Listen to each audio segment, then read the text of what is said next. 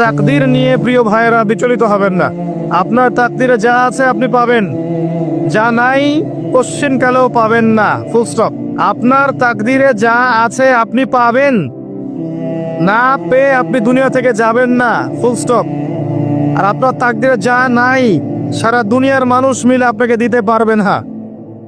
এই চিন্তাটা আগে মাথার মধ্যে সেট করেন। এই দুনিয়ার জীবনে আপনার দুনিয়ার বাড়ি গাড়ি টাকা পয়সা রিজিক ব্যবসা বাণিজ্য স্ত্রী সন্তান এইগুলোকে নিয়ে এত বিচলিত হওয়ার কিছু নাই। আপনার আমার তাকদীরে যা লেখা হয়েছে এর একটা দানা আপনি বেশি খেয়ে পৃথিবী থেকে যাবেন না। আর আপনার আমার রিজিকে যা আছে তার এক চুল রেখে আপনি দুনিয়া থেকে যাবেন না।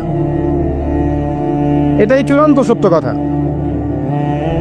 আপনি ঘুষ খান আর সুদ খান আর দুর্নীতি করেন আর মানুষের সম্পদ আত্মসাৎই করেন না কেন, যতটুকু লেখা আছে আপনার তাকদীরে এর বেশি আপনি কিচ্ছু পাবেন না। আর আপনি হালালে থাকার জন্য যতই কষ্ট করেন, হালালে আছেন, সবজি বিক্রি করে খাচ্ছেন, আপনি ছোটখাটো ব্যবসা করছেন, মানুষ আপনাকে দাম দেয় না, আন্ডার এস্টিমেট করে, গরিব বলে, ফকির মিসকিন বলে, কিন্তু আপনার তাকদীরে যা আছে আপনি সেটাই পাবেন, এর বেশি আপনি কিচ্ছু পাবেন। হুয়াল আউয়াল ওয়াল আখির, আল্লাহ পাক প্রথম এবং আল্লাহই শেষ। কুল্লু মান আলাইহা ফান ওয়া ইয়াবকা ওয়াজহু রাব্বিকা যুল জালালি ওয়াল ইকরাম। প্রত্যেকটা বিষয় ফানা হয়ে যাবে, কিচ্ছু থাকবে না। এখন আপনি পৃথিবীতে যা দেখছেন এগুলোর কিছুই থাকবে না।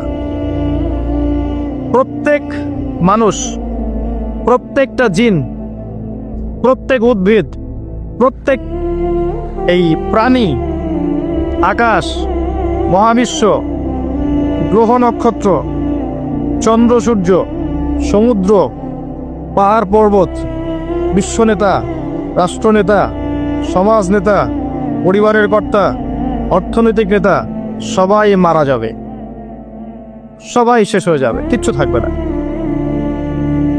এই বিষয়টা আগে ভালো করে হজম করতে হবে যে আমরা এখানে থাকতে আসিনি, আমরা এই দুনিয়ায় থাকতে আসিনি, আমরা এখানে এসেছি চলে যেতে।